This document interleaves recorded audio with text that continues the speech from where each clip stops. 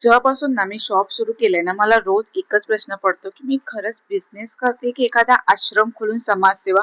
बायका ह्या लेव्हलला जाऊन बार्गेनिंग करतात ना, म्हणजे ठीक आहे, एखादा माणूस म्हणजे जेव्हा रिटेलिंगला मार्जिन जेव्हा ठेवतो, तेव्हा ठीक आहे. कारण आपल्याला पण माहित असतं, की आपण 500 रुपयाची गोष्ट 1500ला विकतोय, तर मग आपले 200 काय 300 काय 500 जरी कमी झाले, ते पण आपल्या मालाची आणि आपली मार्जिन सुद्धा निघतात. सो तो रिटेलरचा इक्वेशन होऊन जातं. पण जेव्हा होलसेलर समोरच सांगतोय, की होलसेलर आहे, मॅन्युफॅक्चरिंग रेट आहे सिंगल प्रोडक्ट वरती, आणि त्याच्यात पण जर तुम्ही अजून कमी करायचं एक्सपेक्टेशन ठेवते, लिटरली कधी कधी 750चं बिल झालं, 850चं बिल झालं, तर 500 300 घे म्हणतात.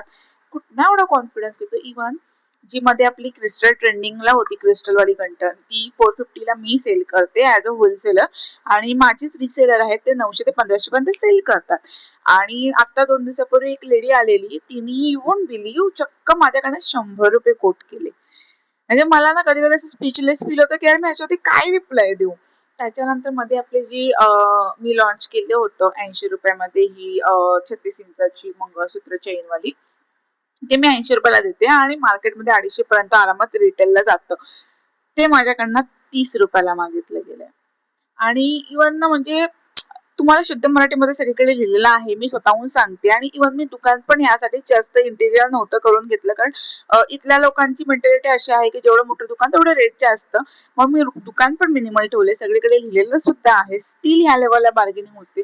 उदाहरण पण एवढ्या झाल्यात ना, की मला सुद्धा लाज वाटते सारखा मेसेज करायला, की माझे पैसे द्या करून.